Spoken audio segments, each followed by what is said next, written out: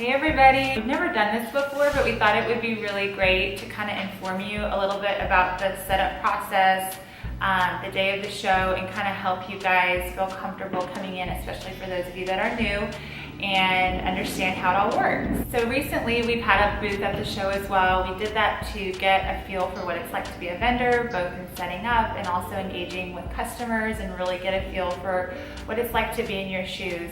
And between that and running the show for 8 years now, we really feel like we have a good idea and grasp on what it takes to have success at the show.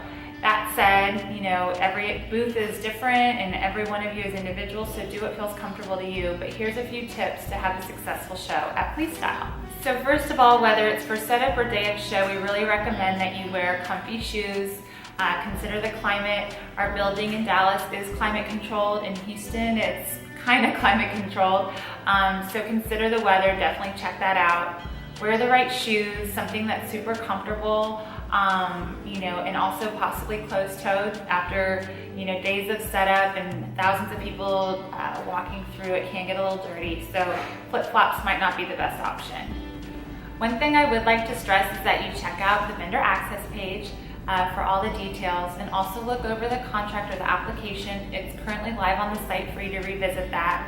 At the show, the booths are very simply laid out. It's taped sides with a booth back of some sort. That's either going to be a chain link fence at 6 feet tall or a wall. The fence, you can use ties or whatever you need to adhere items to it. You can also kind of lean items back, but know that these are only propped up by sandbags, so you don't have a lot of strength there. And if you're against a wall, you can use strips or tape or things to help put things up on the wall, but you cannot use nails or anything that would damage the walls. At both of our shows, food is a little sparse during setup, so pack a lunch, water, something to keep you hydrated and fed all day.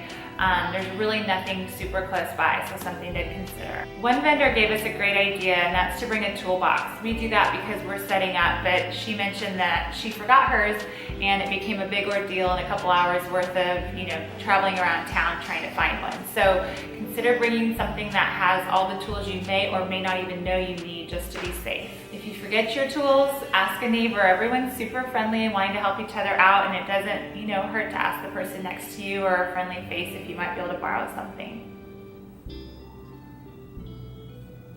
When you arrive at Flea Style, we would like you to please check in. We had a lot of issues with that in the past, and make sure you do that. Just check it off your list. That way you're all set to go. There's a lot of instructions in there, but there's also your wristbands that take care of your entry and your guest entry if you have some booth helpers.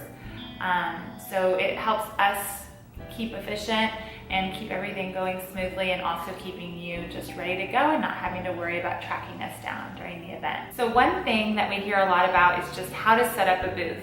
Again, this is really individual on what works for you, your style, your particular layout, but I do have some tips that I think are helpful kind of across the board. Okay, so one thing that a vendor told us that we loved was, don't worry too much about the aesthetic around you.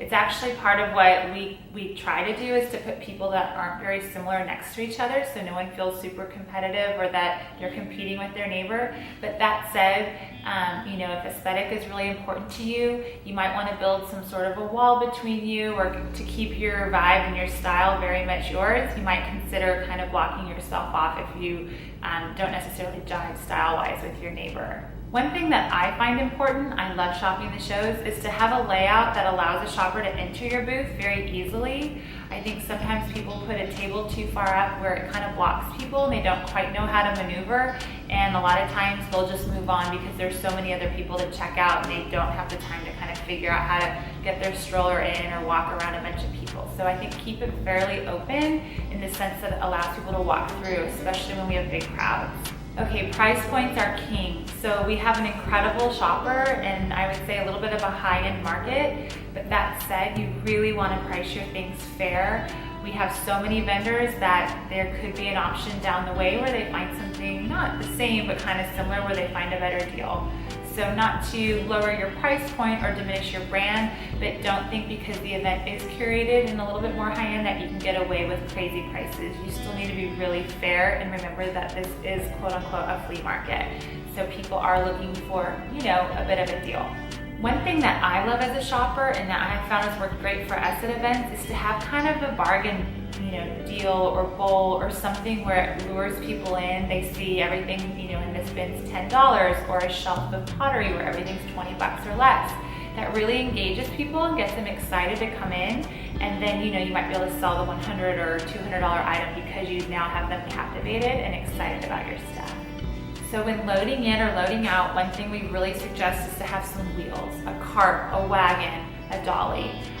We have found some great options at Sam's Club, a wagon for $49. We bought a dolly recently on Amazon.com, but really consider something that makes your setup and breakdown really easy, because we don't have porters at our events and the shows are in very huge venues. So something to consider, and consider yourself more. We'll help you if we can, but we're super busy. So take it upon yourself to get as equipped and helped out as you can to make it, not so stressful and tiring that you're tired by the show. Two things that I think are the most important in a successful show, whether it's at Flea Style or any show, is marketing. Marketing is so important. You need to be pushing this event right now and at the show. Engage your friends, the PTA, the Starbucks line, wherever you can, be spreading the word to bring customers to your booth in the event. But then also at the event, you want to market yourself. You're getting in front of thousands and thousands of people. Whether or not you actually sell each person an item, isn't necessarily the most important thing. Yes, you want to make sales and we want you to kill it at the event, but also take that opportunity that you're getting in front of someone that, acquisition online could cost $10+ and there they are for free right in front of you. Hand them a business card, a flyer for an upcoming event, some sort of a discount for your online shop. Take advantage of those eyes on your brand and in front of you, whether or not they actually buy something from you. This is an unbelievable opportunity to get in front of so many people. We're really excited for the Dallas event's Friday night preview. Some of you may have done it last year, which was our first time. We do want to stress that this is a VIP event. We cap it at only 300 to 500 people depending on valet situation, but just know that if it feels a little bit quiet, it's because it's in 100,000 square feet with only 300 people.